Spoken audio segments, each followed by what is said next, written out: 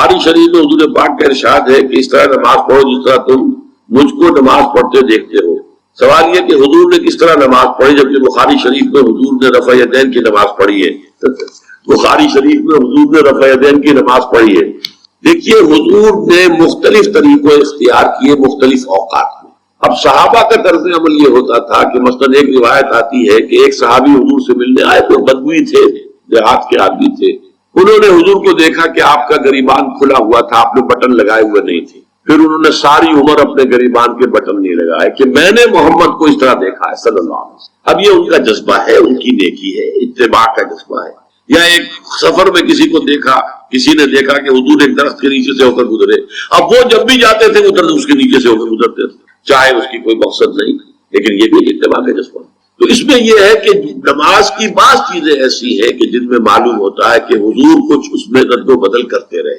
کبھی آپ نے ہاتھ بالکل کھلے چھوڑ کر بھی نماز پڑھی ہے، کبھی آپ نے ہاتھ نیچے باندھے ہیں، کبھی اوپر باندھے ہیں۔ اسی طریقے سے رفع یدین کبھی ایسا بھی ہوا ہے کہ آپ نے وہ کی ہے جیسے کہ اہل حدیث حضرات کرتے ہیں، اور جیسے کہ یہ شیعہ کرتے ہیں وہ اس سے بھی زیادہ کرتے ہیں رفع یدین۔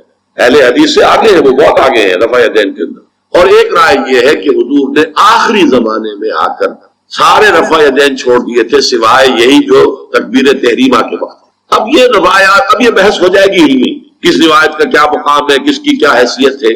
بخاری شریف میں جو روایت ہے وہ یہی ہے رفع یدین کی، جو آپ صحیح کہہ رہے ہیں، لیکن یہ کہ بخاری شریف واحد کتاب تو نہیں ہے حدیث کی، مصنف عبد الرزاق ایک کتاب ہے، اور اسی طریقے سے اور اس میں یہ کہ امام مالک کے پیروکار، حالانکہ امام مالک مدینے کے دارالہجرہ کے امام ہیں، وہ رفع یدین نہیں کرتے۔ امام شافعی کے کرتے ہیں، امام مالک کے نہیں کرتے، امام ابو حنیفہ کے نہیں کرتے۔ تو ان چیزوں میں بہت زیادہ پریشان ہونے کی ضرورت نہیں ہے۔ اصل جو معجزہ ہے حضور کا اور اسلام کا وہ یہ ہے کہ 1400 برس گزر گئے، لیکن نماز کے ضمن میں اتنا اختلاف نہیں ہے کہ تمام مسلمان باجماعت نماز نہ پڑھ سکے۔ دیکھیے رفع یدین کرنے میں جماعت ٹوٹی نہیں، آپ نے کیا یا نہیں کیا، جماعت کی فارمیشن برقرار رہی۔ فرض کیجئے کوئی شخص یہ سمجھتا کہ پہلے سجدہ ہے پھر رکوع ہے، تو اب یہ دو آدمی ساتھ نماز نہیں پڑھ سکتے، جن میں سے ایک کے نزدیک پہلے رکوع ہے پھر سجدہ ہے، دوسرا یہ سمجھتا کہ نہیں پہلے سجدہ ہے پھر رکوع ہے، نہیں ہو سکتی، ان کی جماعت اب جمع نہیں ہو سکتی۔ یا کسی کا یہ خیال ہو کہ جیسے ہر رکعت میں رکوع ہے کہ سجدہ بھی ہے، کہ وہ ایک سجدہ کر کے کھڑا ہو جائے، اب ظاہر بات ہے دوسرا شخص جس کے نزدیک دو سجدے وہ ایک اور سجدہ کرے گا، فارمیشن ٹوٹ گئی، اب وہ ساتھ نماز نہیں پڑھ سکتے۔ 1400 برس بیت گئے، مشرق بعید سے مغرب بعید، پوری دنیا، آج تو کوئی کونا ہے ہی نہیں جہاں مسلمان نہ ہو، لیکن جو سالڈ مسلمان جو ہیں وہ تو آپ سمجھیے کہ انڈونیشیا سے لے کر موریتانیہ تک تو مسلمانوں کی کتنی بڑی تعداد، لیکن کہیں ایسا نہیں ہے کہ آپ کی فارمیشن ٹوٹتی ہو۔ کوئی ایسا مسلک نہیں ہے جس میں یہ خیال ہو کہ مغرب کی رکعت میں 2 ہے جیسے فجر کی ہے، نہیں، کوئی 3 رکعتیں ہیں۔ کوئی ایسا مسلک نہیں جس میں یہ معلوم ہو کہ فجر کی رکعتیں 3 ہیں 2 نہیں ہے، کوئی نہیں۔ عصر کی 2 ہے یا 4 6 ہے، وہی رکعتیں، وہی رکعت کی ترتیب، پہلے کھڑے ہونا ہے پھر رکوع ہے پھر کھڑے ہونا پھر سجدے میں جانا پھر بیٹھنا ہے پھر سجدہ پھر کھڑے ہونا۔ فارمیشن نہیں ٹوٹتی، شیعہ ہو سنی ہو، اور اس میں حنفی ہو مالکی ہو شافعی ہو حنبلی ہو زیدی ہو ظاہریہ ہو، کوئی بھی ہو، کسے باشد تمام مسلمان مل کر جماعت سے نماز ادا کریں گے اور ان کی جماعت ٹوٹتی نہیں۔ یہ ہے جس کو ہمیں سمجھنا چاہیے۔ یہ کیوں ہے؟ صلو کما رأیتمونی اصلی، کہ حضور کی کو جس طرح دیکھا صحابہ نے نماز پڑھتے ہوئے ویسے نماز پڑھ رہے ہیں، صحابہ نے ویسے نماز پڑھی، پھر آپ کے بعد تابعین نے اسی طریقے سے نماز پڑھی، پھر اس کے بعد تبع تابعین نے پڑھی، نسل بعد نسل منتقل ہو رہا۔ آپ کی تھوڑا تھوڑا اختلاف اگر ہے تو اس کے لیے زیادہ پریشان نہیں ہونا چاہیے۔ معزز حاضرین اور محترم خواتین، السلام علیکم ورحمۃ اللہ وبرکاتہ۔ آپ کے علم میں اس سے پہلے بھی آ چکا ہوگا اور ابھی بھی آپ کو یاد دہانی کرا دی گئی ہے کہ میری گفتگو کا موضوع ہے اللہ تعالیٰ کا انسانوں سے واحد مطالبہ۔ آپ حضرات میں سے بہت سے لوگ حیران بھی ہوئے ہوں گے کہ واحد مطالبہ کیا معنی؟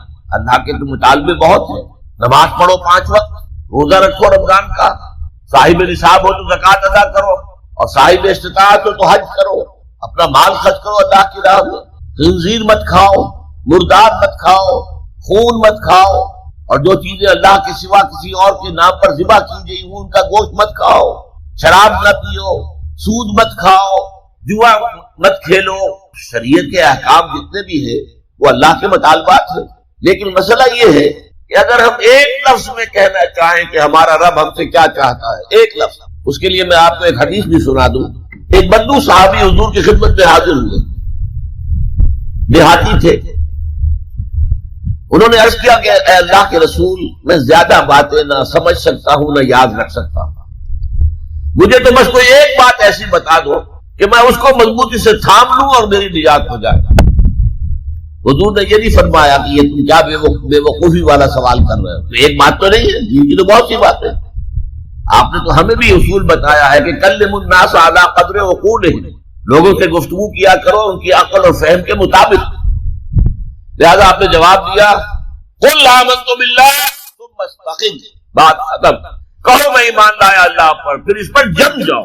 اب یہ کہنا تو آسان ہے میں اللہ پر ایمان لایا، لیکن جم جانا، ثم استقم، اس استقامت میں قیامت مضمر ہے۔ اسی طرح ایک لفظ میں اگر آپ اللہ تعالیٰ کے تمام احکام کو جمع کرنا چاہیں تو وہ لفظ عبادت۔ ابھی میں نے سب سے پہلے آپ کو سورہ نوح کی ابتدائی آیت سنائی۔ اللہ فرماتا ہے انا ارسلنا نوحا الی قومہ، ہم نے بھیجا تھا نوح کو اس کی قوم کی طرف، ان انذر قومک من قبل ان یاتیہم عذاب الیم، کہ اپنی قوم کو خبردار کر دو اس سے پہلے کہ دردناک عذاب آ جائے۔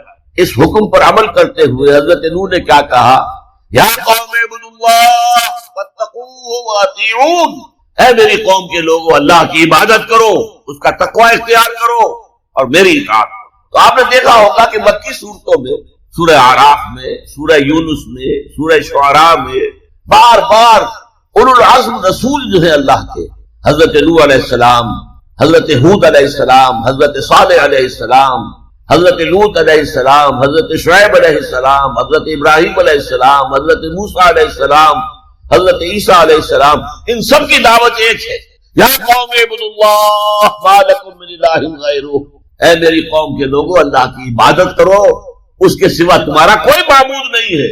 کہیں الفاظ آتے ہیں یا قوم اعبدوا اللہ واطیعون، اے میری قوم کے لوگوں اللہ کی عبادت کرو اور میری اطاعت کرو۔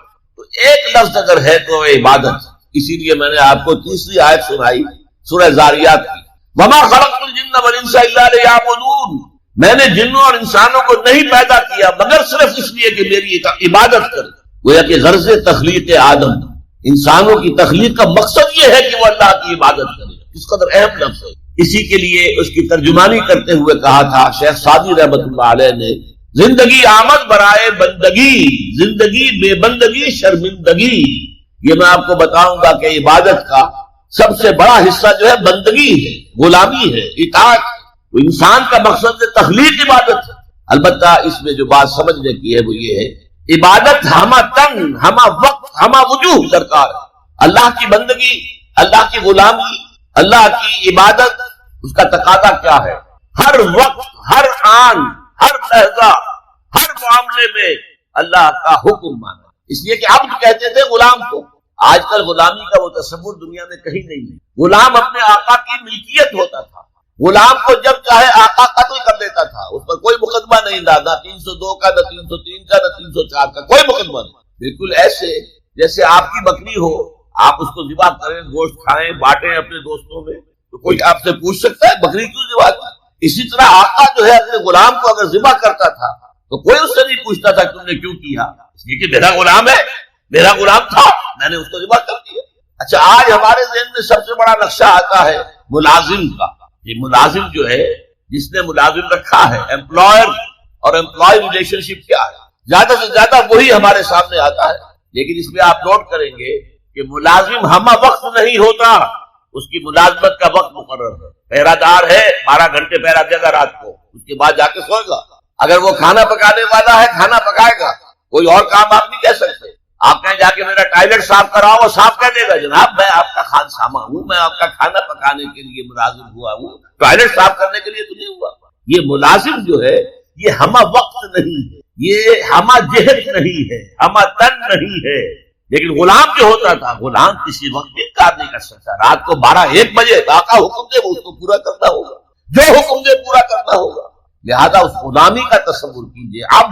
عبد سے بنا عبادت، جیسے بندہ، فارسی میں عبد کا لفظ کیا ہے؟ بندہ، بندہ و آقا، تمیز بندہ و آقا فساد آدمیت ہے۔ لیکن وہ بندہ جو ہے جس سے بندگی بنا ہے، میں نے ابھی آپ کو شعر سنا دیا، زندگی آمد برائے بندگی، زندگی بے بندگی شرمندگی، تمہیں تو پیدا ہی کیا گیا اس لیے کہ ہماری عبادت کرو، تمہارا مقصد تخلیق یہ ہے کہ ہماری عبادت کرو. تو یہ عبادت ہے ہمہ تن، ہمہ وقت، ہمہ وجوہ، اللہ کی اطاعت، اللہ کی غلامی، اللہ کی بندگی. بدقسمتی سے ہمارے ہاں تصور، ہمارا جب زوال شروع ہوا ہے تو یہ کوئی 2-4 صدی کی بات نہیں ہے، 1000 سال سے ہمارا زوال زوال زوال زوال زوال چلا. اس زوال میں ہمارے مفہوم بدل گئے، ہمارے معنی بدل گئے، الفاظ کے اصطلاحات کا مفہوم تبدیل ہو گیا ہے. اب ہم کیا سمجھتے ہیں عبادت ہے نماز روزہ حج و زکات، بس یہ عبادت ہے، اور عبادت کسے کہتے ہیں؟ بہت غلط بات.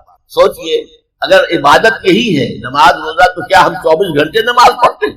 اللہ نے کہا میں نے پیدا ہی کیا عبادت کے لیے. تو کیا 24 گھنٹے روزہ رکھتے ہیں؟ کیا 12 مہینے روزہ رکھتے ہیں؟ کیا ہر وقت 24 گھنٹے نماز پڑھتے ہیں؟ نہیں. یہ نماز روزہ زکات حج یہ عبادات تو ہے، وہ اصل عبادت ہے بندگی، اطاعت، غلامی، جو ہمہ وقت ہے، ہول ٹائم، ہمہ جہد، ہمہ وجوہ، اللہ کی اطاعت. البتہ اس میں ایک چیز کا اضافہ ہے، اطاعت مجبوراً بھی ہوتی ہے. آج سے 60 سال پہلے انگریز حکمران تھا ہم پر، ہمیں اس کی اطاعت کرنی پڑتی تھی، لیکن ہمیں انگریز سے محبت تو نہیں تھی نا. اسی طرح بنی اسرائیل غلام تھے آل فرعون کے، حکم تو مانتے تھے، بیگار میں پکڑے جاتے تھے، کام کرتے تھے، جانے بھی دیتے تھے، لیکن وہ فرعون سے محبت تو نہیں کرتے تھے نا. لہذا عبادت جب اللہ کی ہوگی وہ صرف اطاعت نہیں ہوگی بلکہ محبت کے ساتھ اطاعت کی جائے، ہمہ وقت، ہمہ تن، ہمہ وجوہ، لیکن انتہائی درجے میں اللہ سے محبت کے ساتھ. یہی وجہ ہے کہ 2 بڑی عظیم شخصیتیں امام ابن تیمیہ اور حافظ ابن قیم رحمۃ اللہ علیہما، ان دونوں نے جو ڈیفینیشن کی ہے، ہاؤ ٹو ڈیفائن عبادت، عبادت ہے کیا، تو حافظ ابن قیم کہتے ہیں العبادت تجمع اصلین، 2 چیزوں کو جمع کرنے سے عبادت بنتی، غایت الحب وغایت الذل والخضوع، حد درجے میں اللہ سے محبت کرنا اور حد درجے میں اس کے سامنے جھک جانا، بچ جانا، جو فرمان ہو حد. البتہ یہ ہے عبادت کا چونکہ جسم ہے وہ ہے اطاعت.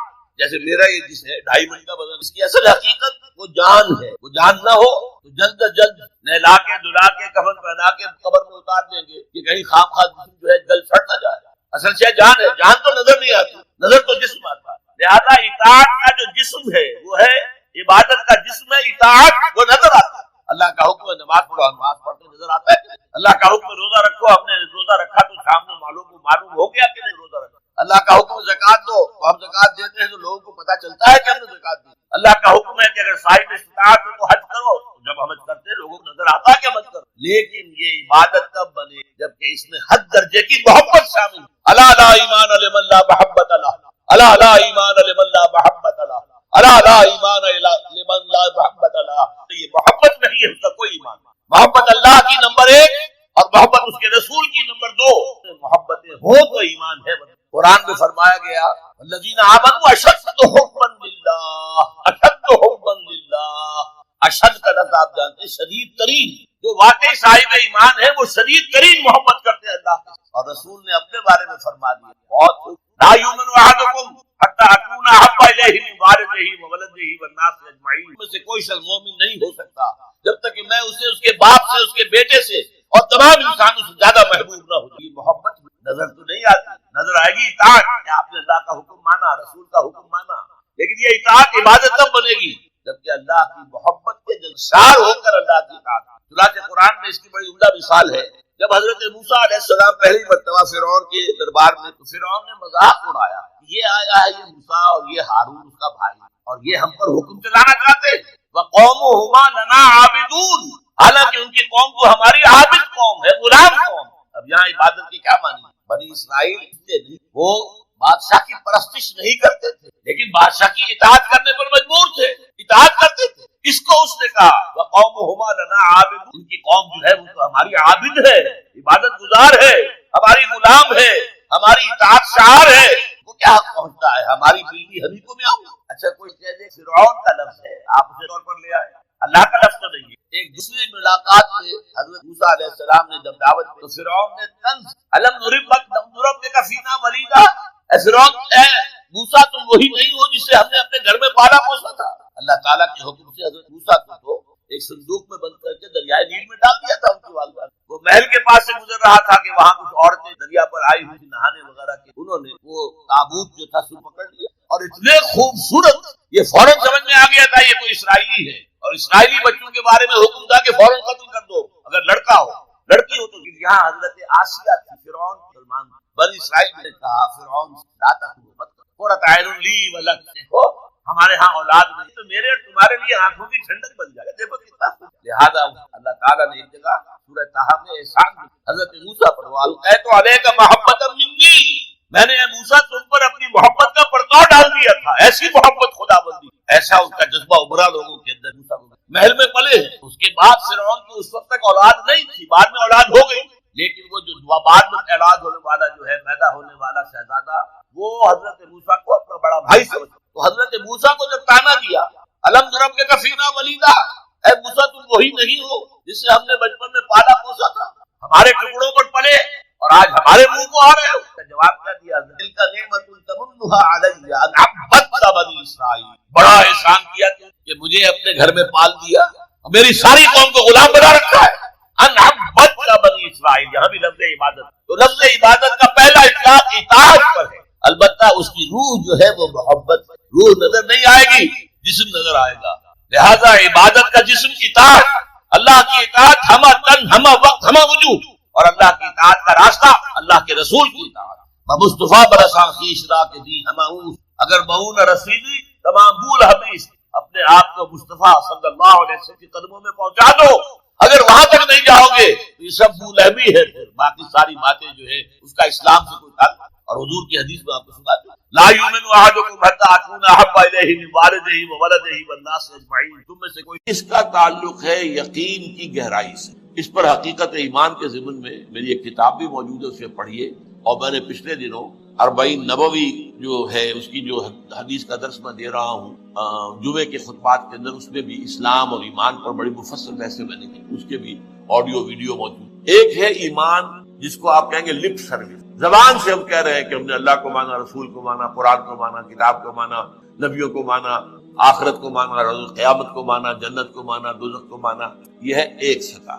ابھی آپ کا یقین دل میں قائم نہیں ہے، اس وقت تو ظاہر بات ہے کہ آپ کا قول کچھ اور ہوگا، عمل کچھ اور ہوگا، لیکن یقین تو ہے ہی نہیں، یہ تو صرف قول ہے۔ ذالک قولهم بافواہہم، اپنے منہ سے بات آپ نکال رہے ہیں صرف، لیکن یہ دل میں نہیں ہے۔ اچھا، اب دل میں اتر جانا بھی اس کے درجے ہیں، اس درجے اتر جانا کہ آپ ہر وقت یہ محسوس کریں کہ اللہ مجھے دیکھ رہا ہے، یہ ہوگا تو یقیناً پھر آپ کو نماز میں بھی لطف آئے گا، جیسا کہ قرآن میں آتا ہے فَإِنَّكَ بِأَعْيُنِنَا، اے نبی آپ ہماری نگاہوں میں ہیں، ہم آپ کو دیکھ رہے ہیں۔ جب بھی آپ مسلمانوں میں گھومتے پھرتے ہوتے ہیں اور تقلبک فی الساجدین، اور ان نمازیوں کو درمیان آپ دیکھتے ہیں کوئی کس حالت میں ہے، آپ رات کو آپ چکر لگایا کرتے کہ کس کس گھر سے تہجد کے وقت قرآن پڑھنے کی آوازیں آ رہی ہیں، کہاں سے نہیں آ رہی ہیں، کون جو ہے میرا پیروکار جو ہے وہ تہجد پڑھ رہا ہے، کون نہیں پڑھ رہا ہے۔ اسی میں وہ واقعہ آتا ہے کہ آپ گزرے حضرت ابوبکر کے مکان کے پاس سے، اور مکان آپ کو معلوم ہے وہاں کوئی کنالوں میں تو ہوتے نہیں تھے، وہ تو چھوٹی چھوٹی جو ہے وہ جھوپڑیاں تک سمجھ لیجئے، معمولی سے مکان، بہت وہ ایک ایک دو کمرے کے جو ہے کوٹڑیوں کے، کمرہ نہیں کہنا چاہیے مکان، تو ظاہر بات ہے اس کے اندر اگر کوئی شخص قرآن پڑھ رہا ہے تو باہر سے گزرنے والا سنے گا۔ تو حضرت ابوبکر کا آپ نے دیکھا کہ بہت آہستگی سے پڑھ رہے ہیں، حضرت عمر کو دیکھا کہ بڑے زور شور سے پڑھ رہے ہیں۔ تو اگلے دن صبح فجر کے بعد پوچھا کہ ابوبکر تم یہ اتنا آہستہ کیوں پڑھ رہے تھے؟ انہوں نے کہا میں اس کو سنا رہا تھا جو سنتا ہے، اللہ کو سنانے کے لیے بلند آواز سے پڑھنا تو ضروری نہیں ہے، اللہ تو میں کتنے ہی ہلکی سے ہلکی بات میں کہوں، بلکہ صرف کلام نفسی بھی ہو، دل ہی میں بات کروں، وہ بھی اللہ کے علم میں آ جائے۔ حضرت عمر سے پوچھا تم کیوں زور سے پڑھ رہے تھے؟ کہ میں شیطان کو بھگانا چاہتا تھا کہ شیطان بھاگ جائے۔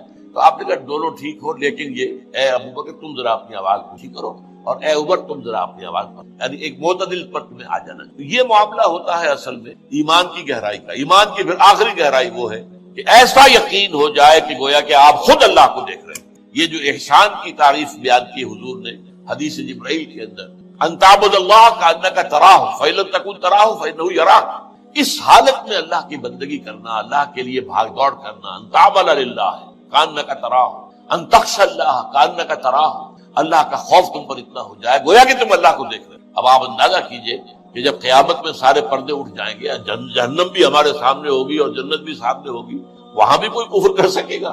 تو ظاہر بات ہے کہ جب اللہ تعالیٰ کو دیکھنے کی حد تک کی کیفیت پیدا ہو جائے، یقین کا وہ درجہ، تو پھر اس میں کوئی غلط کام کرنے کا امکان نہیں۔ سبحانک اللہم و بحمدک، نشہد ان لا الہ الا انت، یہ ہے وجہ کہ جس کی وجہ سے انسان سرکشی میں، تعدی میں، ظلم میں، غلط کاری میں، حرام خوری میں بڑھتا چلا جاتا۔ اس کا علاج کیا ہے؟ ان الی ربک الرجعی، یقیناً تیرے رب کی طرف لوٹ کر جانا۔ دیر ضرور ہے، اندھیر نہیں ہے، بدلہ مل کر رہے گا، ہر ایک کو اپنے کیے کا پورا پورا بدلہ۔ ایک میں آپ کو خطبہ سناتا ہوں، نہج البلاغہ کا جو بھی مرتب ہے اس نے حضور کے کچھ خطبات بھی جمع کیے ہیں۔ حضور کا ایک سادہ سا خطبہ ہے، اس سے آپ کو اندازہ ہوگا ایمان بالآخرہ پر کس درجے حضور نے زور دیا۔ واللہ لتموتن کما تنامون، خدا کی قسم تم سب کے سب مر جاؤ گے جیسے روزانہ رات کو سو جاتے ہیں۔ ثم لتبعثن کما تستيقظون، پھر تمہیں اٹھا لیا جائے گا جیسے روزانہ صبح کو بیدار ہو جاتے ہیں۔ ثم لتحسبن بما تعملون، پھر تمہارا حساب کتاب لیا جائے گا ان اعمال کا جو کر رہے ہیں۔ ثم لتجزون بالاحسان احسانا وبالسوء سوءا، اور پھر تمہیں لازماً بدلہ بھی کر رہے گا، بھلائی کا بھلا بدلہ اور برائی کی بری سزا۔ اور وہ کیا ہے؟ وَإِنَّهَا لَجَنَّةٌ أَبَدًا أَوْ لَنَارٌ أَبَدًا، یہ آگ ہے ہمیشہ ہمیش کے لیے اور یا جنت ہے ہمیشہ ہمیش کے لیے۔ یہ زور ہے کلام نبوی میں، یہ اس ایمان بالآخرہ کے۔ قرآن مجید میں آپ دیکھیں گے آخری پارے کی وہ صورتیں جو ابتدا میں نازل ہوئی ہیں، سارے لوگ آخرت القارعہ والقارعہ وما ادراک ما القارعہ یوم یکون الناس کالفراش المبثوث وتكون الجبال كالعهن المنفوش اما من ثقلت موازینہ فهو في عیشة راضیہ واما من خفت موازینہ فامہ ہاویہ وما ادراک ما هی نار حامیہ۔ ایک مثال دیا، الحاقہ ما الحاقہ وما ادراک ما الحاقہ اما يتساءلون عن النبأ العظیم الذی هم فیہ یختلفون کلا سیعلمون ثم کلا سیعلمون۔ سارا زور آخرت، اس لیے کردار بنتا ہے اس آخرت پر یقین کے نتیجے، عمل درست ہوگا اس آخرت پر یقین کے نتیجے میں۔ تو ایمانیات ثلاثہ کی ایک دوسرے کے ساتھ جو نسبت و تناسب ہے اہمیت کے اعتبار سے، اس کے لیے یہ الجبرے کے فارمولے کی طریقے سے یہ حقیقت ذہن نشین کر لیجیے۔ علمی، اصولی، نظری، علمی اعتبار سے اصل اہمیت ایمان باللہ کی، قانونی، فقہی، شرعی اعتبار سے اصل اہمیت ایمان بالرسالت کی، اخلاقی، عملی اعتبار سے اصل اہمیت ایمان بالآخرہ۔ یہ میرا گفتگو کا 5واں باب ختم ہے، اہم ترین باب۔ چھٹا باب، ایمان کے 2 درجے۔ یوں تو ایمان کے درجات بے شمار، ایک ایمان میرا اور آپ کا، ایک ایمان ابو بکر اور علی کا رضی اللہ تعالی عنہما، یہ نسبت و تناسب ہے۔ کتنے درجے ہوں گے؟ وہ درجات گنے نہیں جا سکتے، ناممکن، لیکن جان لیجئے کہ ان کو 2 بڑے بڑے حصوں میں ہم تقسیم کرتے ہیں۔ ایک ایمان ہے قانونی ایمان، اسی کے لیے ایک اصطلاح ہے اسلام۔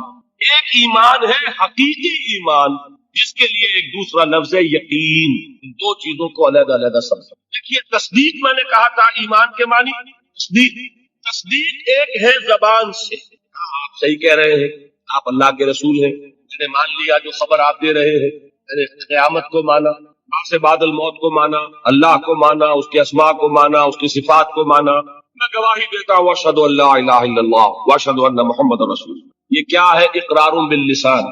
اس کا نتیجہ کیا نکلا؟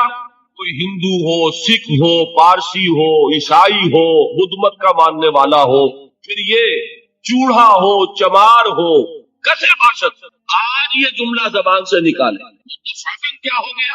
مسلمان۔ کوئی یہاں لمبا چوڑا سفر نہیں ہے، مسلمان ہونے کے لیے کوئی لمبے چوڑے ریچولز نہیں ہے، کوئی لمبی چوڑی رسومات کا سلسلہ نہیں ہے۔ جو شخص یہ کہہ دے اور اقرار باللسان، ہم اسے مسلمان مانتے ہیں، الا یہ نوٹ کر لیجئے، مغالطہ ہو جاتا ہے بعض لوگوں کو، الا یہ کہ بعد میں یہ معلوم ہو کہ وہ کوئی ایسی بات بھی مانتا ہے جو اسلام کی یا حضور کی دی ہوئی بنیادی تعلیمات کے خلاف، یہ معلوم ہوگا تو ہم کہیں گے نہیں بھائی مسلمان نہیں ہوئے، اس کا نام تکفیر ہے، پھر اس کو کافر قرار دیا جائے گا۔ مثال دوں آپ کو، ایک شخص کہتا ہے اشہد ان لا الہ الا اللہ واشہد ان محمد رسول اللہ، ہو گیا مسلمان۔ آپ نے کہتا میں نے آخرت کا اقرار کب کیا تھا؟ میں نے تو اللہ کو مانا، رسول کو مانا، یہ آخرت تو میں نے نہیں مانی۔ کیا کہیں گے اس کو مسلمان مانیں گے کہ نہیں؟ یہ تکفیر ہے۔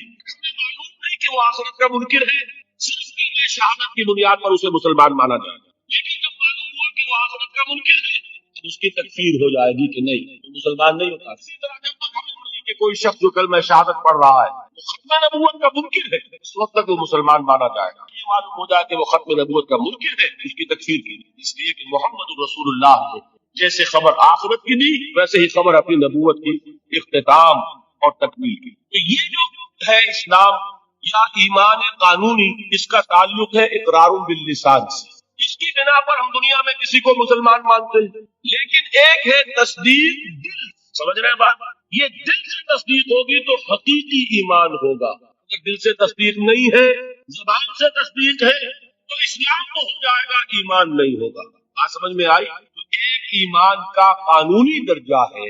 اچھا، دل کی تصدیق کی بات ایسی ہے، ہر شخص سمجھ سکتا ہے، اس کو ہم ویریفائی نہیں کر سکتے۔ آج تک بھی، آج کیا تاریخ ہے؟ دسمبر 1985 تک بھی آنا ہمارے پاس ایسا نہیں جس کے ذریعے سے ہم دل میں اسے اتار کر یہ دیکھ لے کہ ایمان ہے کہ نہیں ہے، نہیں ہے نا؟ تو ایمان کی جو دنیا کا ایمان ہے اس میں دل کی بات ہے، بحث نہیں آئے گی۔ آپ سمجھ رہے ہیں؟ مجبوری ہے ہماری، کر نہیں دیکھا ہو سکتا ہے۔ دیکھیے، کوئی ہندو کوئی سکھ پاکستان میں آتا ہے جاسوس کی حیثیت سے، وہ مسلمانوں کی شکل بنائے گا کہ نہیں؟ داڑھی بھی رکھے گا، خوب بات سیکھ کے آئے گا، خطرہ کرا کے آئے گا، تاکہ کوئی آڑا وقت آئے اور ویریفیکیشن ہونے لگے تو میری آئیڈینٹی جو ہے مسلمان کی تسلیم ہو جائے۔ ہو سکتا ہے ہمارے ہاں بارڈر ایریاز میں کوئی امام مسجد بن کے بیٹھا ہوا ہو، وہ ہندو جاسوس ہو، کیا اس کے دل میں ایمان ہے؟ نہیں، وہ بنا ہوا مسلمان ہے، لیکن ہمیں مسلمان ماننا پڑے گا۔ کیوں؟ unless you can prove it otherwise، کے پاس کیا ثبوت مل جائے گا، آپ اسے پکڑ کر جیل میں ڈال دیں گے جاسوسی کے جرم میں۔ لیکن یہ کہ جب تک آپ کے پاس کوئی ثبوت نہیں ہے، you will have to accept him as a Muslim۔ اس لیے کہ مسلمان ہونے کے لیے قانونی طور پر ایمان کا تقاضا پورا کرنے کے لیے صرف اقرار باللسان، دل کی تصدیق کو اس میں ہم کہیں زیر بحث لا ہی نہیں سکتے۔ It's impossible۔ یہی معاملہ اچھی طریقے سے سمجھ لیجئے۔ ایک شخص عین حالت جنگ میں، آج کل تو خیر دور سے ہوتی ہے ٹھاٹھا، لیکن یہ کہ وہ زمانہ جب کہ حضور کے زمانے میں جہاد ہوتا تھا، قتال ہوتا تھا، دو بدو جنگ ہے، تلوار ہے، واقعہ پیش آیا ہے بالفعل حضرت اسامہ ابن زید، جو یوں سمجھیے کہ حضور کے پوتے ہوئے۔ حضرت زید کو حضور نے منہ بولا بیٹا بنایا تھا، وہ تو جب سورہ احزاب نازل ہوئی اور اللہ نے فرمایا کہ اسلام میں کوئی منہ بولا بیٹا نہیں ہے، لوگ انہیں کہا کرتے تھے زید ابن محمد، حضور نے ان کو متبنہ بنایا ہوا ہے، پھر ان کو کہا گیا زید ابن حارثہ، تو ان کے بیٹے ہیں حضرت اسامہ، اور حضور انتہائی محبت کرتے ہیں۔ ان کا یہ واقعہ ہوا، ایک جنگ میں ایک کافر کے ساتھ مقابلہ ہوا، حضرت اسامہ نے جبکہ بالکل وہ صد میں آ گیا، تلوار ان کی اٹھی ہوئی تھی، اس نے فوراً کلمہ پڑھ دیا، اشہد ان لا الہ الا اللہ واشہد ان محمد رسول اللہ۔ ان کے لیے کیا ہو گیا، تلوار چلے یا نہ چلے، انہوں نے یہی سمجھا کہ یہ صرف جان بچانے کے لیے ہیلا کر رہا ہے، بہانہ کر رہا ہے، تلوار نہیں روکی، گردن اڑا دی، لیکن دل میں ایک دغدغہ بھی رہا، یہ بات پتہ نہیں میں نے صحیح کی غلط کی۔ حضور کی خدمت میں خود پیش کیا معاملے کو، حضور نے فرمایا اسامہ کلمہ شہادت کے ہوتے ہوئے تمہاری تلوار کیسے چلی؟ کیا حضور اس نے صرف جان بچانے کے لیے کلمہ پڑھا، حضور نے اس کی نفی نہیں کی، لیکن یہ فرمایا کہ اسامہ قیامت کے دن کیا جواب دو گے جب کلمہ شہادت تمہارے خلاف استغاثہ لے کر۔ اس کلمہ شہادت اور قانونی ایمان کی یہ اہمیت ہے۔ اور مثال سننی چاہتے ہیں؟ قصر خلافت کا محاصرہ کیا ہوا ہے، حضرت عثمان 50 دن تک محاصرہ ہوا، پانی کٹا ہوا ہے، کوئی رسد جانے نہیں دی جا رہی۔ حضرت عثمان کو معلوم ہے یہ باغی ہے، معلوم ہے کہ یہ لوگ اسلام کی صرف انہوں نے ڈھال لی ہوئی ہے، یہی ہے جو فتنہ پیدا کر رہے ہیں، لیکن وہ ڈھال قانونی ایمان کی ڈھال ہے، کلمہ شہادت ادا کر رہے ہیں، کوئی جرم ابھی ثابت نہیں ہو سکا، ابھی تو انہوں نے قتل نہیں کیا حضرت عثمان کو، شہید نہیں کیا، تو کسی جرم کے وقوع میں آنے سے پہلے اس کی سزا کیسے دے؟ حضرت عثمان کا جو فیصلہ تھا، بعض لوگ ناسمجھ لوگ، کم سمجھ لوگ، لیکن میں سمجھتا ہوں کہ نیتوں میں فتور ہے جو یہ کہتے ہیں کہ حضرت عثمان نے یہ بڑا غلط کیا، بڑی کمزوری دکھائی، معاذ اللہ ثم معاذ اللہ۔ یہ وہی تو بات ہے کہ عثمان تلوار کیسے اٹھائے جبکہ وہ کلمہ شہادت کی ڈھال رکھتے۔ کیا کہا تھا انہوں نے؟ میں ہرگز اپنی تلوار کو کسی کلمہ گو کے خون سے رنگین کرنے کے لیے تیار نہیں۔ یہ مجھے شہید کرنا چاہتے ہیں کرتے، لیکن میں ایمان کے تحفظ میں کسی کلمہ گو کا خون نہیں بہاؤں گا، اس لیے کہ یہ کلمے کی ڈھال بہت بڑی ڈھال ہے، جس کو کہ حضرت اسامہ، حضور فرما رہے کہ اسامہ کیا جواب دو گے قیامت کے دن جب یہ کلمہ شہادت تمہارے خلاف استغاثہ لے کر۔ یہ ہے اس قانون کی اہمیت، قانونی ایمان اس دنیا میں انتہائی اہمیت کا حامل۔ حضور نے فرمایا کہ ایک مسلمان کی جان اور اس کی آبرو अल्लाह की निगाहों में इतनी मोहतरम है जितना काबा। ये तो आज हमारा हाल हो चुका है कि मुसलमान के खून से खंजर आलूदा कर रहा है, मुसलमान की गर्दनें काट रहा है। हमारे यहाँ बड़ी जंगों को छोड़िए तो हो रही है इस वक्त, आप देखेंगे कि हमारे यहाँ हमारे ममालिक में खास तौर पर पाकिस्तान में चंद टकों के लिए इंसानी जान ली जाती है। छोटे छोटे झगड़े, चंद रुपए का झगड़ा है और इंसानी जान ली, जिसको हुजूर ने फरमाया कि उसका एहतराम अल्लाह की निगाह में बिल्कुल उतना है जितना काबे का एहतराम। ये है उस कानूनी इस्लाम की अहमियत। लेकिन ये जान लीजिए, इस कानूनी ईमान का अमल दखल सिर्फ इस दुनिया तक है। आखिरत में साबका पेश आएगा उस हस्ती से जो हमारी तरह लाचार नहीं है, वो दिलों के हाल को जानती है, अली सुदूर है, जानती है, यालमु मा तुसिर्रून व मा तुअलिनून, अल्लाह तो जानता है जो कुछ तुम जाहिर करते हो, जो कुछ तुम छुपाते हो। अल्लाहु अलीमुम बिज़ातिस सुदूर, वो तुम्हारे सीनों की कैफियत को जानता है। लिहाजा ये कानूनी ईमान यानी अगर सिर्फ इकरारुम बिल लिसान है, तस्दीकुम बिल कल्ब नहीं है, ये ईमान दुनिया में मोतबर होगा, दुनिया में एक मुसलमान की हैसियत से तस्लीम करा लेगा, उसको तमाम लीगल राइट्स, तमाम constitutional rights of A Muslim in an Islamic state, तमाम legal and moral rights of A Muslim in an Islamic society, he will be entitled to everything, हर हक उसे हासिल है। लेकिन आखिरत में मामला होगा उस ईमान हकीकी की बुनियाद पर जो कल्बी तस्दीक के साथ, तस्दीक है तो मोमिन करार पाएगा, तस्दीक कल्बी नहीं है तो मोमिन नहीं करार पाएगा। ये पता है उस तस्दीक कल्बी के मदारिज होंगे, यकीन की गहराई कर चुका, कहा अबू बकर और अली और उमर और उस्मान और तलहा और जुबैर, कहा सलमान फारसी, कहा अबू जर, कहा इनका ईमान, कहा हम में से किसी का ईमान, जमीन और आसमान का फर्क है। लेकिन बेसिकली तस्दीक बिल कल्ब होगा तो आखिरत में ईमान को जो है तस्लीम किया जाएगा। और अगर तस्दीक बिल कल्ब नहीं है तो दुनिया में चाहे वो मुसलमानों का बड़ा लीडर माना जाता हो, वो मुसलमानों का रहनुमा तस्लीम किया जाता हो, यहाँ के सेंसस के रजिस्टर्स में उसका मजहब इस्लाम लिखा गया हो, कितनी ही बड़ी से बड़ी सनद लेकर वो चला जाए और आप उसके कफन में भी रख दे कि ये दुनिया में मुसलमान माना जाता था, और मुसलमान ही नहीं मुसलमानों का कायद और रहनुमा माना जाता था। यहाँ की सारी सनदें और यहाँ की सारी सेंसस रिपोर्ट्स वहां जो है परे काह के बराबर वक़्त नहीं रखती। वहां तो ईमान होगा दिल का, तो ईमान होगा तस्लीम, और अगर तस्दीक कल्बी नहीं है तो इकरारुम बिल लिसान की बुनियाद पर कोई शख्स वहां मोमिन नहीं बना। यही वजह देखिए उस ईमान मुजमल के अल्फाज को फिर दोहराइए, कितने जामे अल्फाज हैं। मैं खराज तहसीन अदा करता हूँ उस आलिम को कि जिसने ये अल्फाज मुरत्तब किए, इसलिए कि ये अल्फाज हदीस में नहीं है, ये किसी बहुत बड़े आलिम और इमाम, मैं तहकीक नहीं कर सका किसके है, लेकिन ये कि बहुत गहरा जो मार्फत है दीन की, दीन का फहम, जिसको कि तफक्कुह फिद दीन कहा गया, एक इन डेप्थ अंडरस्टैंडिंग ऑफ दीन जिनको हासिल थी, वही ये लफ्ज मुतय्यन कर सकता है। आमनतु बिल्लाहि कमा हुवा बिअस्माइही व सिफातिही व क़बिलतु जमी अहकामिही। आगे क्या है?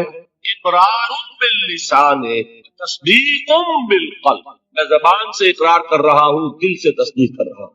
दोनों चीजें हैं तो कानूनी ईमान भी मुहैया हो गया, हकीकी ईमान भी मुहैया हो गया। और अगर ये दोनों चीजें नहीं है, सिर्फ इकरारुम बिल लिसान है, तो वो दुनिया में मुसलमान समझा जाएगा। अगर तस्दीक कल्बी नहीं है, आखिरत में वो मोमिन शुमार नहीं होगा। अच्छा, एक और शक्ल भी हो सकती है, हो सकता है तस्दीकुम बिल कल्ब हो लेकिन इकरार न करे, यहाँ वो शख्स भी यहाँ मुसलमान नहीं माना जाए। का मामला अल्लाह के हवाले है, वो इंडिविजुअल केस है, अल्लाह ताला जैसे चाहे उससे मामला करे। लेकिन यहाँ मुसलमान और मोमिन मनवाए जाने के लिए इकरारुम बिल लिसान लाज़मी है। किसी शख्स को लाख यकीन हो, अबू जहल ने भी इकरार किया था जब उससे सवाल किया गया, क्या तुम्हारा ये ख्याल है कि मोहम्मद झूठ कह रहे हैं सल्लल्लाहु अलैहि वसल्लम? उसने कहा नहीं, मोहम्मद ने कभी झूठ नहीं बोला। फिर सवाल किया गया, फिर उनकी बात क्यों नहीं मानती? उसने साफ इकरार किया, मैं ये कहा करता हूँ give the devil his due. वो अबू जहल है, कुफार का चोटी का लीडर, हुजूर का निहायत जो कहिए कि दुश्मन, लेकिन ये कि उसको भी अगर उसके अंदर कोई बात थी तस्लीम कीजिए, give the devil his due. उसने झूठ नहीं बोला, सच बोला। उसने कहा मैं कभी नहीं मानता ये कि हुजूर ये मोहम्मद सल्लल्लाहु अलैहि वसल्लम झूठ बोलते, कभी झूठ नहीं बोला। ठीक मानते क्यों फिर नहीं? कहने लगा कि हमारे और इनके दरमियान एक मुसाबिकत और मुकाबला चल रहा था। ये कबाइल के अंदर आपको मालूम है मुकाबला होता है एक दूसरे से आगे बढ़ने का, कहीं घोड़ा आगे बढ़ाने पे झगड़ा और कहीं पानी पीने पिलाने पे झगड़ा। تو قریش ایک قبیلہ ہے، قریش کے گھرانے ہیں، یہ بنو ہاشم، بنو امیہ، بنو عدی، بنو تیم، بنو فلاں. تو اس نے کہا کہ ہمارے اور بنو ہاشم کے درمیان ایک مقابلہ تھا، مسابقت تھی، ہم کندھے سے کندھا لگائے آ رہے ہیں آج تک، نے آگے نہیں نکلنے دیا بنو ہاشم کو. انہوں نے سخاوتیں کی، ہم نے ان سے بڑھ کر کی. انہوں نے لوگوں کو کھانے کھلائے، ہم نے بڑے دسترخوان بچھا دی. ابھی تک تو ہم کندھے سے کندھا ملائے آ رہے ہیں. اگر ان کی نبوت مان لیں تو ہم قیامت تک کے لیے نیچے ہو جائیں گے، اور یہ مجھے گوارا. اور مثال چاہیے، قرآن کتنی مرتبہ کہتا ہے کہ یہود کے علماء حضور کو اس طرح پہچانتے تھے جیسے اپنے بیٹوں کو پہچانتے. یعرفونہ کما یعرفون ابناءہم. ایک شخص لاکھوں میں بھی اپنے بیٹے کے پہچان میں غلطی نہیں کرے گا. وہ مثال دی ہے اللہ تعالیٰ نے، ایسے پہچانتے ہیں محمد کو جیسے اپنے بیٹوں کو پہچانتے ہیں، لیکن ایمان نہیں لائے. ایک استثناء، حضرت عبداللہ ابن سلام رضی اللہ تعالی عنہ، علماء یہود میں سے جو ایمان لائے، باقی کوئی ایمان نہیں لایا. کیوں؟ آج تک تو ہماری سرداری ہے، ہماری چودراہٹ ہے، لوگ ہم سے فتوے مانگتے ہیں، لوگ ہم سے آ کر پوچھتے ہیں، ہمارے ہاتھ چومتے ہیں. اگر ہم محمد کو مان لیں، ہماری سیادت، ہماری قیادت، ہماری چودراہٹ، ہماری مسند نشینی، یہ سب سے سب ختم ہو جائے گی، اور یہ ہمیں گوارا. یہ ہے اصل سبب. تو اقرار باللسان لازم، اور دنیا میں اسی پر دار و مدار ہے کسی کے مسلمان مانے جانے کا. لیکن تصدیق بالقلب لازم، اور آخرت میں کسی کے مومن مانے جانے کا کلیتاً دار و مدار تصدیق بالقلب. یہ دونوں باتیں علیحدہ علیحدہ. اصل میں ہمارے ہاں ایسا ہوا ہے کہ ان چیزوں میں صحیح طور پر علیحدہ علیحدہ نہ سمجھنے کی وجہ سے بڑی کنٹروورسیز ہو گئی، بڑے مغالطے، بڑے مباحثے، بڑے مناظرے، علم کلام کی بڑی بحثیں، ایمان کی حقیقت، ایمان اور عمل کا تعلق، ان چیزوں میں سارے اختلافات ریزالو ہو جاتے ہیں اگر یہ بنیادی بات آپ کو معلوم ہے. دیکھیے، ایک انتہا پر نکل گئے خوارج. خوارج نے کیا کیا؟ عمل کی بنیاد پر تکفیر. جس نے گناہ کبیرہ کیا کافر ہو گئے، کافر ہے تو مرتد ہے، مرتد ہے تو واجب القتل ہے. یہ ان کی بہت بڑی ٹھوکر تھی. اس دنیا میں مسلمان مانے جانے کا سارا دار و مدار صرف اقرار پر.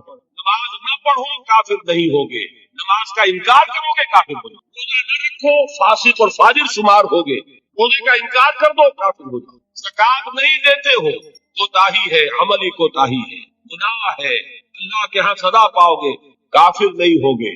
زکات کا انکار کر دو گے کافر ہو جاؤ. اسی طریقے سے کوئی شخص شراب پیتا ہے، فاسق ہے، فاجر ہے، کافر نہیں ہے. اگر یہ کہتے شراب حرام نہیں ہے، کفر ہو جائے. آج کی نفی ہو گئی. کوئی شخص بدکاری کر بیٹھا ہے، کافر نہیں ہوا، گناہگار ہوا. اگر اس کے خلاف سزا، اگر مقدمہ ثابت ہو جاتا سنسار کر دیجئے. حضور نے سنسار کیا، مرد کو بھی کیا، عورت کو بھی کیا. لیکن یہ کہ انہیں کافر نہیں کہا، بلکہ جنہیں سنسار کیا گیا تھا ان کے خلاف کسی نے اگر یہ جملہ بھی کہہ دیا کہ کتنا بے حیا مرد تھا یا کتنی بے حیا عورت تھی، حضور نے ڈانٹا. اس نے وہ توبہ کی ہے کہ اگر تمام مدینے والوں پر تقسیم کر دی جائے تو سب کی نجات کے لیے کافی ہوتی. حالانکہ مدینے میں منافقین بھی بھرے ہوئے تھے. حضور نے فرمایا اتنی بڑی توبہ کی اس اللہ کی بندی نے، چھٹا ہو گئی. جذبات کے رو میں آ کر کوئی کیا نہیں کر بیٹھتا. لیکن آپ ذرا غور کیجئے، اس اللہ کی بندی کا تصور کیجئے جو خود چل کر آتی ہے، حضور مجھ سے وہ خطا ہو گئی ہے جس کی سزا رجم ہے، آپ مجھے پاک کر دیں، میں اللہ کے ہاں نہیں جانا چاہتی، آپ کو سزا دے کر اس دنیا میں پاک. حضور نے اپنا رخ پھر آیا. حضور نے پوچھا دماغ خراب تو نہیں ہے؟ نہیں حضور، مجھ سے وہ خطا ہو گئی. اب مجبور ہو کر آپ پوچھتے ہیں عمل تو نہیں رہ گیا؟ یہ حضور رہ گیا. تو اس ننگی جان کا کیا قصور ہے؟ جن کو مارا وضع حمل کے بعد اللہ کی بندی وضع حمل کے بعد پھر حضور پیدائش ہو چکی ہے، اب مجھے پاک کرنا. تصور کیجیے جس کو کہا جاتا ہے وحشیانہ سزا. اور واقعہ یہ کہ اس سے زیادہ سخت موت کا آپ تصور نہیں کر سکتے. یہ کوئی الیکٹرک چیئر والی موت نہیں ہے، ایک کرنٹ گیا اور ختم ہو گیا. یہ پھانسی کی موت نہیں ہے کہ ایک جھٹکا اس کے بعد انسان کو کچھ پتا نہیں. آپ کو نظر آ رہا ہے کہ جسم جو ہے پڑپڑا رہا ہے، تڑپ رہا ہے، یہ موت کے پتھراؤ ہو رہا ہو، اور ایک ایک پتھر جو ہے جسم کے اندر گھاؤ ڈال رہا ہو، اور خون کے فوارے چھوٹ رہے ہو، اور جان اس طرح نکل رہی ہے، لیکن وہ اللہ کی بندی خود پیش کر رہی ہے اپنے وضع حمل کے بعد حاضر. حضور نے فرمایا ابھی تو اس بچے کی زندگی کا دار و مدار تم پر ہے، جاؤ ابھی دودھ پلاؤ. پھر آتی ہے بچے کے ہاتھ میں ٹکڑا ہے روٹی کا، آ رہا. حضور دیکھیے اب یہ روٹی کھانے لگا ہے، اب مجھے پاک کر. اب مجبوراً حضور سزا کا حکم دیتے ہیں، جاؤ اس کو رجم کرو. جب رجم کیا جا رہا تھا کسی شخص کی زبان سے نکل گیا کتنی بے حیا عورت تھی. اس پر डांट पिलाई है हुजूर ने सल्लल्लाहु अलैहि वसल्लम। अल्लाह की इस बंदी ने वो तौबा की है कि अगर तमाम मदीने के लोगों पर तकसीम कर दी जाए तो सबकी निजात का जरिया, लेकिन जुर्म जुर्म है, सजा मिलेगी, अलबत्ता कुफ्र नहीं है। तो जुर्म और कुफ्र, गुनाह और कुफ्र ये दो अलग चीज मुगालता हो गए। दुनिया में किसी का मुसलमान समझा जाना उसके अमल पर दारो मदार नहीं है, बल्कि उसके इकरार पर है, इकरारुल बिल लिसान। दूसरी इंतहा पे हम पहुंच गए हुए हैं कि जो कुछ भी करे सिर्फ कानूनी अगर इस्लाम है, सिर्फ विरासतन मुंतकिल हो गया है, उसकी कोई हकीकत दिल में है ही नहीं, लेकिन कलमा गो है। तो भाई कलमा गो तो मुनाफिक भी थे, क्या कलमा नहीं पढ़ते? क्या अब्दुल्लाह इब्न उबई कलमा नहीं पढ़ता? असल से है तस्दीकुम बिल क़ल्ब, सीधी मोमिन अल्लाह के हाथ करार पाना, वो कलमा गोई पर नहीं है, वो तस्दीकुम बिल क़ल्ब। तस्दीकुम बिल क़ल्ब अदना दर्जे में भी होगी, उसका कोई न कोई असर अमल में जाहिर है। ये ईमान और अमल सालेह का वो ताल्लुक है जिस पर कि इंशाअल्लाह कल बहस होनी है। मैंने अर्ज किया था 2 अबवाब कल तेरे बहस आएंगे। ईमान का अमल से क्या ताल्लुक है और ईमान का जिहाद के साथ क्या रिश्ता है, ये कल और परसों जो है ये 2 बवाइस आएंगे। अब मैं इनको यहाँ छोड़ते हुए आगे आखिरी बहस शुरू कर रहा हूँ, ईमान और अमल। ईमान का असल हासिल देखिए, जहां से हम चले थे वहां पहुंच गए। ईमान का मादा क्या है, नफ्स कहां से बना, हम किसे कहते हैं, नचिंत होना, बेफिक्र होना, कोई खतरा नहीं, कोई खौफ नहीं, कोई रंज नहीं, कोई गम नहीं, कोई मलाल नहीं, कोई अंदेशा नहीं, कोई खटका नहीं, ये है अमन। ईमान का असल हासिल जो इंसान को हासिल होता है, अगर ईमान हकीकी मौजूद हो, अमन, वो सुकून, वो इत्मीनान, वो अंदरूनी सुकून, अंदरूनी अमन, क़ल्बी इत्मीनान, अला बिज़िक्रिल्लाह तत्मइन्नुल क़ुलूब, ये ईमान का असल हासिल। मैं इसको जरा एक तो मैं उन आयात के हवाले से सामने रखना चाहता हूँ। सूरह अनाम की आयत मैंने आपको सुनाई थी। सूरह अनाम में एक मोमिन और एक मुशरिक, 2 गुरोहों को सामने रखा गया। फिर सवाल किया गया, फरीक़ैन अहक़्क़ु बिल अम्न इन कुंतुम तालमून, ऐ होशमंदो, ऐ अक्ल वालो, जरा सोचो मुस्तहिक़ कौन है इन दोनों गुरोहों में से। एक अल्लाह का मानने वाला, तौहीद का मानने वाला, आखिरत का मानने वाला, रिसालत का मानने वाला, एक मुशरिक है, मुनकिर है, काफिर है, मुल्हिद है। हम किसे हासिल होगा? सवाल किया गया और अब जवाब खुद दिया गया। अल्लज़ीना आमनू व लम यल्बिसू ईमानहुम बिज़ुल्मिन उलाइका लहुमुल अम्न व हुम मुहतदून, वो लोग जो ईमान लाए और अपने उस ईमान में शिर्क की आमेज़िश न करें। अब इस पर एक मुकम्मल तकरीर मेरी होनी है, मुझे 17 तारीख की आपको बताई गई। शिर्क किसे कहते हैं, शिर्क की अकसाम क्या है, शिर्क की किस्में क्या है, उसका भी बड़ा महदूद तसव्वुर है हमारे ज़हनों में। बहरहाल उस पूरे तसव्वुर को इस वक्त अपने ज़हन में फर्ज करके जो शख्स शिर्क से बच जाए और ईमान रखता हो, वो है अमन का हकदार, मुहतदून, और वो है हिदायत याफ्ता, हिदायत पाने वाला। ईमान और अमन का ये रिश्ता है। एक और हवाले से इसको ज़हन में बिठा लीजिए, जब आप नए महीने का चांद देखते हैं, हिलाल देखते हैं, तो क्या दुआ मांगते हैं? अगर अल्लाह ने तौफीक दी है, अगर आपने याद की है दुआए मसनूना, क्या अल्फाज है, अल्लाहुम्मा अहिल्लहु अलैना बिल अम्न वल ईमान व सलामत वल इस्लाम। ऐ अल्लाह, ये महीना जो इस चांद के साथ चढ़ रहा है, शुरू हो रहा है, शुरू हो रहा है, ऐ अल्लाह इस महीने को हमारे लिए अमन और ईमान और सलामती और इस्लाम का जरिया बना। मालूम हुआ अमन का ताल्लुक ईमान से और सलामती का ताल्लुक इस्लाम से। कुरान की एक आयत और हुजूर की ये दुआए मसनूना इस ईमान और अमन के ताल्लुक को जिस तरह वाज़ेह कर रही है, इसको सामने रखकर बात समझिए अक्लन। इसको कुरान मजीद में सूरह हामीम सजदा में बयान किया गया, इन्नल्लज़ीना क़ालू रब्बुनल्लाहु सुम्मा इस्तक़ामू ततनज़्ज़लु अलैहिमुल मलाइका अल्ला तखाफू वला तहज़नू वअब्शिरू बिल जन्नति अल्लती कुंतुम तुअदून। जो लोग अल्लाह पर ईमान लाए, कहे कि हमारा रब अल्लाह है, फिर उस पर जम उन पर फरिश्तों का नुज़ूल होता है। न कोई गम करो न खौफ, खुशियां मनाओ जन्नत की जिसका तुमसे वादा किया गया। अल्लाह की रबूबियत पर इत्मीनान जब इंसान को हो जाता, मेरा रब अल्लाह है, रब्बी अल्लाह, इंसान के लिए न कोई खटका, न कोई खतरा, न कोई खौफ, न कोई हुज़न। जो कुछ हो रहा है किसके इज़्न से हो रहा है? अल्लाह के इज़्न से। अल्लाह के इज़्न के बगैर पत्ता तक नहीं हिलता। ये कोई अंधा बहरा मादा नहीं है जिससे मुझे कोई खौफ हो। अंधा भैंसा चला रहा हो اس سے تو ڈرنے کا ہر انسان کو ڈرنا چاہیے، نہ معلوم کس کو ٹکر مارنا، لیکن نہیں، اس کائنات کو چلانے والا ایک سمیع و بصیر خدا، وہ جو میرا دوست ہے، میرا ولی ہے، اللہ ولی الذین آمنوا یخرجہم من الظلمات الی النور، اللہ اہل ایمان کا ولی ہے، ساتھی ہے، پشت پناہ ہے، مددگار ہے، حمایتی ہے۔ بتائیے جسے یقین ہو جائے کہ اللہ میرا مددگار، اللہ میرا محافظ، اللہ میرا پشت پناہ، اللہ میرا حمایتی، اس کے لیے کوئی خوف ہوگا؟ اس سے کوئی ڈر ہوگا؟ میں مثال دیا کرتا ہوں ایک بہت سادہ، پنجاب کے دیہات کی۔ وہ بڑا چودھری ہے اور کوئی غریب کسان ہے، اس غریب کسان کی یہ جانوروں کو ہر وقت اندیشہ ہوگا چوری کا، کوئی میری بھینس کھول کر نہ لے جائے، کوئی میرا بیل کھول کر نہ لے جائے۔ لیکن جس کے بارے میں یہ سب کو معلوم ہو کہ وہ جو بڑا چودھری ہے وہ اس کا دوست ہے، اس کی بچیا کو کوئی خوف ہوگا؟ اس کی بھینس پر کوئی ہاتھ ڈالے گا؟ اس سے کوئی اندیشہ ہوگا؟ نہیں۔ کیوں؟ کہ وہ بڑا چودھری، بڑا اس کا یہاں کا سردار، جاگیردار، سب کو معلوم ہے وہ میرا دوست ہے، کوئی میرے خلاف اقدام نہیں کر سکتا۔ اس دنیا میں یہ چھوٹی سی بات اگر آپ کے دلی اطمینان اور سکون کا باعث بن سکتی ہے تو ذرا تصور کیجئے۔ میں لفظ تصور استعمال کروں گا صرف اس لیے کہ اس کا ہم اس کو کہتے ہیں ادراک اور شعور کر نہیں سکتے، عقل کے ساتھ کر سکتے۔ اگر یقین ہو کہ اللہ میرا مددگار، یقین ہو کہ اللہ ہر آن میرے ساتھ ہے، پھر کوئی خوف، اس کا خوف، کوئی شے اللہ سے بالا تر ہے، کوئی قوت اس سے زیادہ طاقتور ہے، کوئی اس کے ارادے کو بدلنے والا ہے، کوئی اس کی مشیت کے آڑے آنے والا ہے؟ یہی بات ہے جو حضور نے فرمائی، یہ ایمان کا حاصل ہے لب لباب۔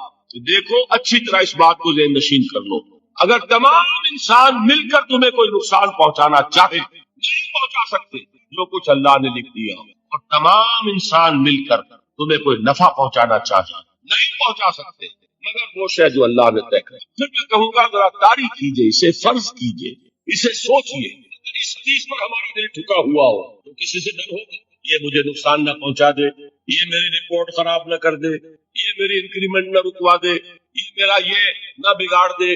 روایات میں دو واقعات ہمیں ملتے ہیں کہ جن میں ذکر ہے کہ حضور صلی اللہ علیہ وسلم کے علم کے بغیر کچھ جن آپ کو قرآن پڑھتے ہوئے سن گئے، قرآن سنا آپ کی۔ ایک تو روایت وہ ہے جو حضرت عبداللہ ابن عباس سے ہے رضی اللہ تعالیٰ عنہ، یہ روایت بخاری میں بھی ہے، مسلم میں بھی ہے، ترمذی میں بھی ہے۔ ظاہر بات ہے بخاری مسلم میں ہے تو کسی اور کا ذکر کرنے کی ضرورت نہیں، حضرت ابن عباس رضی اللہ تعالیٰ عنہ سے یہ منقول ہے۔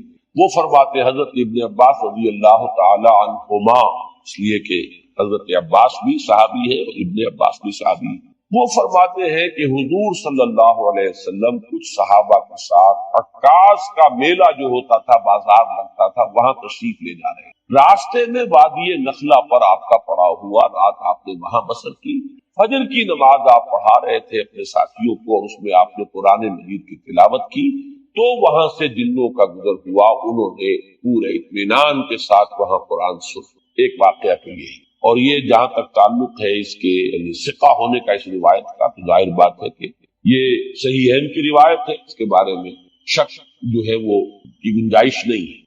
دوسری روایت جس کو کہ زیادہ تفسیری روایات میں اور سیرت کی کتابوں میں زیادہ نقل کیا گیا، وہ یہ ہے کہ حضور جب سن 10 نبوی میں طائف سے واپس آ رہے ہیں، جب مکے میں فیصلہ ہو گیا تھا ابو طالب کے انتقال کے بعد کہ اب محمد کو قتل کر دیا جائے صلی اللہ علیہ وسلم، تو حضور طائف گئے، اور طائف میں آپ نے وہاں کے 3 سرداروں سے ملاقاتیں کی۔ بہرحال وہاں سے تو جواب جو ہے کوئی ان کو آپ کو پازیٹیو یا مثبت جواب نہیں ملا، واپس آ رہے تھے اور سخت ترین دن آپ پر وہ گزرا، وہ معلوم ہے آپ، شدید ترین مشقت اور مصیبت آپ جھیل کر واپس آ رہے تھے۔ تو واپسی پر اسی وادی نخلا میں قیام ہوا۔ یہ وادی نخلا طائف اور مکے کے تقریباً درمیان میں ایک بات۔ آج کل جو لوگ وہاں جاتے ہیں تو ان کے علم میں ہے کہ 2 راستے ہیں، طریق السیل ہے اور ایک طریق الجبل ہے۔ ایک پہاڑی راستہ بنا ہے اب جو نئی سڑک بنی ہے، اس میں بڑے ایچ پیچ ہے، بہت سے اس کے اندر موڑ ہے، جیسے پہاڑ کا ہوتا ہے اچانک وہ چڑھائی چڑھتی ہے، تو وہ تو پہاڑی سڑک ہے، جیسے مری آپ جا رہے ہیں اچھی سڑک ہے۔ اور حضور اسی راستے سے گئے تھے طائف کے، اس لیے کہ وہ دشوار گزار راستہ تھا، اور آپ کیونکہ خفیہ جا رہے تھے، آپ کو اندیشہ تھا کہ اہل مکہ کو اگر معلوم ہو گیا تو پیچھا بھی کریں گے اور شاید وزن پہنچائیں، لہذا حضور حضرت زید ابن حارثہ رضی اللہ تعالیٰ عنہ کے ساتھ تھے، صرف 2 اور کوئی ساتھ نہیں۔ اور وہ پہاڑی راستہ آپ نے اختیار کیا تھا جو نہایت دشوار تھا. وہ آج بھی آپ جائیں اس طریقے جبل سے تو اندازہ ہوگا کہ جب یہ سڑک نہیں تھی تو یہ راستہ کتنا دشوار تھا. دوسرا راستہ طریق السیل کہلاتا ہے. وہ طریق السیل جو ہے وہ بہت ہی سمجھیے کہ گریجولی وہ اس کی چڑھائی ہے یا اترائی ہے. مکے سے طائف کی طرف جائیں گے تو چڑھائی ہے، اور طائف سے مکے کی طرف آئیں گے تو اترائی ہے. اور یہ وہ راستہ ہے جہاں پتہ ہی نہیں چلتا کہ آپ نے کوئی چڑھائی چڑھی ہے. اس قدر وہ گریجول اس کی جو ہے وہ چڑھائی یا اترائی ہے کہ پتہ ہی نہیں چلتا. اس راستے میں وہ نخلا کا مقام آتا ہے، وہ وادی نخلا جس میں حضور کا قیام ہوا ہے. یہ دونوں حدیثیں اس پر متفق ہیں کہ جو طائف سے واپسی پر بھی اگر یہ واقعہ ہوا ہے کہ فجر کی نماز میں آپ نے قرآن پڑھا اور جنوں نے سنا تو بھی وہ نخلا کا مقام ہے. اور اگر وہ آپ اس سے پہلے کہیں خود تبلیغ کے لیے جا رہے تھے صحابہ کے ساتھ اور اس میں عکاس کے میلے میں، اس لیے کہ اس کا تو ہمیں روایات سے ثبوت ملتا ہے کہ چونکہ ایک بڑا میلہ لگتا تھا وہاں پر، بازار جیسے ہاٹ ہوتے ہیں ایسٹ پاکستان میں اور مختلف پنجاب میں دیہات میں بھی بازار لگتے ہیں، اور پٹھانوں کے علاقے میں بھی اس طرح کا وہاں ایک میلہ لگتا تھا، بازار بھی میلہ بھی. اس میں کچھ وہ بھی ہوتے تھے، شعر و شاعری کے مقابلے بھی ہوتے تھے، اس میں فنون کے مقابلے بھی، اس میں کشتیاں بھی، اس میں خرید و فروخت بھی، اس میں دلچسپی کا سامان بھی. تو حضور وہاں تبلیغ کے لیے گئے، اس موقع پر بھی جا رہے تھے، تب بھی یہ واقعہ جو ہے یہ وادی نخلا. اس میں اب دو روایات ملتی ہیں. سوالات اب یہ پیدا ہوتے ہیں کہ آیا یہ جو سورہ جن میں واقعہ بیان ہوا، سورہ احقاف میں بیان ہوا، آیا یہ دو واقعے ہیں یا ایک؟ بعض حضرات کی رائے یہ کہ ایک ہی واقعہ ہے جو دو جگہ بیان ہوا. بعض حضرات کی رائے کہ نہیں، یہ دو واقعے بالکل علیحدہ ہے. میری رائے جو ہے جتنا بھی میں نے غور کیا ہے سمجھا ہے اس دوسری رائے کے ساتھ ہے، یہ دو علیحدہ علیحدہ واقعہ. نمبر دو کہ پہلا واقعہ جو ہے وہ یہ ہے جو اب ہم پڑھ رہے ہیں سورہ جن، اس کا میرا اندازہ ہے کہ یہ سن 4، 5 یا 6 نبوی. اس میں یہ دور وہ تھا جبکہ حضور پر نہایت شدت کے ساتھ سختی ہو رہی. صحابہ پر تو جو کچھ ہو رہا تھا وہ ہو رہا تھا، حضرت بلال پر، حضور پر بھی وہ جو نقشہ سورہ معارج کے اندر بھی آیا ہے، فَمَا لِلَّذِينَ كَفَرُوا قِبَلَكَ مُهْطِعِينَ عَنِ الْيَمِينِ وَعَنِ الشِّمَالِ عِزِينَ. اس کا جو میں نے آپ کو پوری تفصیل بیان کی تھی کہ وہ جھپٹتے تھے جیسے کہ ہلاک کر دیں گے، مار دیں گے، ٹکا بوٹی کر. اور حضرت ابو بکر ایک موقع پر آڑے آئے ہیں تو پھر انہیں مارا ہے، انہیں اتنا مارا ہے کہ وہ یہ سمجھ کر چھوڑا ہے کہ یہ اب فوت ہو. اس قسم کا واقعہ جو ہے اس سورہ مبارکہ میں بھی آتا ہے کہ ان لوگوں کا حال یہ ہے، وَأَنَّهُ لَمَّا قَامَ عَبْدُ اللَّهِ يَدْعُوهُ قَعَدُوا يَكُونُونَ عَلَيْهِ لِبَدًا. حال یہ ہو گیا ہے کہ جب اللہ کا ایک بندہ کھڑا ہوتا ہے اللہ کو پکارنے کے لیے، اللہ سے مناجات کرنے کے لیے، نماز پڑھنے کے لیے، تو ایسا ہوتا ہے، محسوس ہوتا ہے کہ یہ پل پڑیں گے اس کے اوپر، جب غفیر ہجوم کر کے جو ہے اس کے اوپر حملہ کر. تو یہ سورہ معارج کی آیات اور سورہ جن کی یہ آیت جو ہے یہ ایک دوسرے سے بہت مشابہ ہے. اور یہ صورتحال میں تفصیل سے سورہ معارج میں عرض کر چکا ہوں کہ یہ ہے سن 4 سے سن 6، 7 نبوی. ابھی ہجرت نہیں ہوئی ہے، یہ آغاز وحی سے جو سن شمار یہ اس دور کا واقعہ. جبکہ وہ واقعہ جو ہے دوسرا اس کا ذکر سورہ احقاف، وہ سن 10 نبوی کا واقعہ ہے. وہ تو اس کے بارے میں شک ہو ہی نہیں سکتا کہ وہ سفر طائف جو ہے وہ سن 10 نبوی. دوسرا آپ یہ دیکھیں گے کہ اس واقعے میں جو جن تھے وہ جن یا تو مشرک تھے یا عیسائی. اس واقعے میں جو جن تھے وہ حضرت موسیٰ اور تورات کے ماننے. یہ دونوں جو ہے ترجمہ کریں گے تو یہ چیزیں واضح ہو جائیں گی. اب آئیے ترجمہ کیجئے تیزی کے ساتھ. قل اوحی الی، اے نبی کہہ دیجئے کہ میری جانب وحی کی گئی ہے، انہ استمع نفر من الجن، کہ سنا توجہ کے ساتھ جنوں کی ایک جماعت نے، فقالوا، تو انہوں نے کہا. اب یہ صرف تذکرہ اتنا کیا واقعے کا، اب ساری گفتگو ان کی نقل.